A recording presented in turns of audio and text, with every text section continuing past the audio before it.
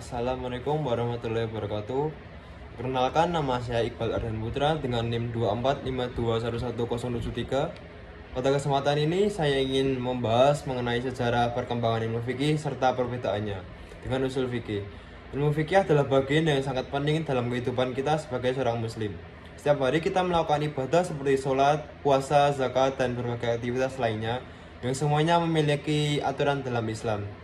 Ilmu fikih hadir sebagai pedoman dalam memahami bagaimana kita menjalankan ajaran Islam secara benar sesuai dengan tuntunan syariat. Namun ada ilmu lain yang sangat berkaitan dengan fikih, yaitu usul fikih.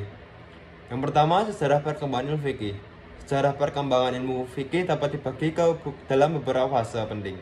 Yang pertama, fase pertumbuhan pada masa Rasulullah Shallallahu Alaihi Wasallam pada 610 sampai 632 Masehi. Pada masa ini, hukum Islam langsung ditetapkan berdasarkan wahyu yang diturunkan kepada Rasulullah Shallallahu Alaihi Wasallam. Jika ada suatu permasalahan, maka Nabi Muhammad Shallallahu Alaihi Wasallam langsung mendapatkan petunjuk dari Allah melalui Al-Quran atau hadis. Karena itu, umat Islam saat itu tidak mengalami kesulitan dalam memahami hukum-hukum Islam. Contohnya, ketika sahabat bertanya tentang kewajiban puasa, maka turunlah wahyu yang menjelaskan tentang puasa Ramadan. Demikian pula dengan kewajiban zakat, haji, dan aturan muamalah lainnya.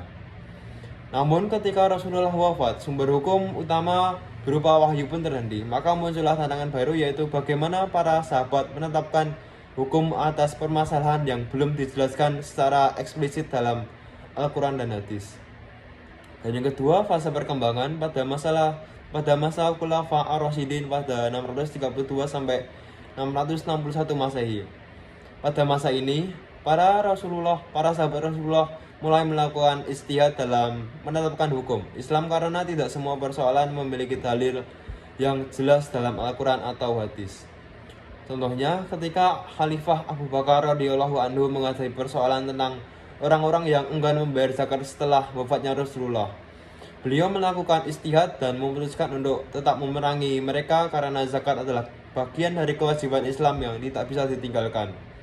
Begitu pula dengan Umar bin Khattab yang banyak menggunakan kias atau analogi hukum dalam berbagai keputusan. Salah satu contohnya adalah untuk tidak membagikan tanah hasil rampasan perang kepada para prajurit, tetapi membiarkannya menjadi milik negara agar hasilnya dapat digunakan untuk kepentingan umat. Dan yang ketiga, fase formulasi dan sistematisasi pada 661 sampai 950 Masehi. Setelah masa sahabat, Islam terus berkembang di bawah kepemimpinan dinasti Umayyad dan Abbasiyah. Pada masa inilah ilmu fikih berkembang menjadi disiplin ilmu tersendiri. Para ulama mulai mengkodifikasikan hukum Islam dan membentuk mazhab-mazhab fikih yang masih diikuti hingga saat ini. 4 mazhab fikih besar yang muncul pada periode ini adalah: yang pertama, mazhab Hanafi atau Imam Abu Hanifah, yaitu mengutamakan qiyas dan istisan dalam menetapkan hukum.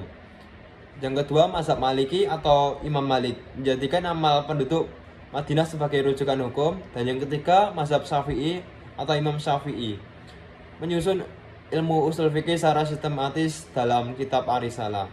Dan yang terakhir, mazhab Hanbali atau Imam Ahmad bin Hanbal, menitik beratkan pada hadis sebagai sumber hukum utama. Salah satu kontribusi besar pada masa ini adalah munculnya usul fikih sebagai ilmu tersendiri, terutama melalui karya Imam Syafi'i yang menyusun prinsip-prinsip dalam menggali hukum Islam. Dan yang keempat, fase stagnasi pada abad ke-10 hingga ke-19 Masehi.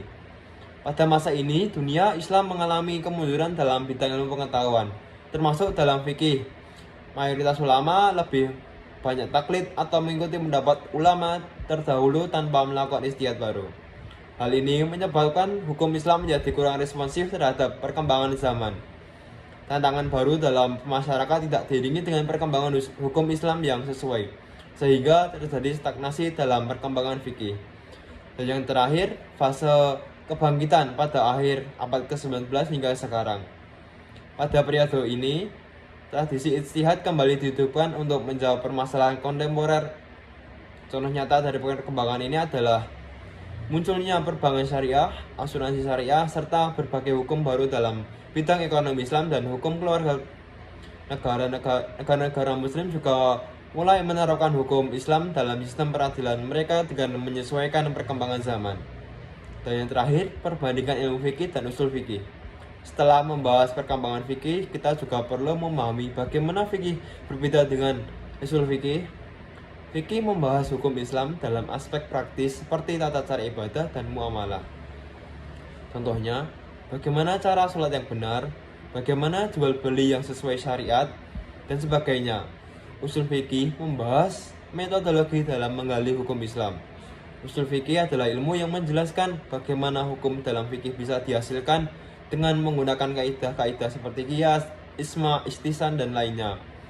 Fikih bersifat aplikatif, berkembang sesuai dengan kebutuhan zaman, sementara usul fikih lebih bersifat teoritis, menjadi dasar dalam ijtihad. Sebagai contoh, jika kita ingin mengetahui hukum tentang transaksi online dalam Islam, maka kita perlu ilmu fikih untuk mengetahui hukum-hukum jual beli. Namun jika kita ingin memahami bagaimana para ulama menentukan hukumnya, kita harus mempelajari usul fikih. Dan pada kesimpulannya, fikih dan usul fikih adalah dua ilmu yang sangat penting dalam kehidupan umat Islam. Dengan memahami keduanya, kita bisa menjelaskan syariat Islam dengan benar dan bijak dalam menyikapi perbedaan pendapat di kalangan ulama.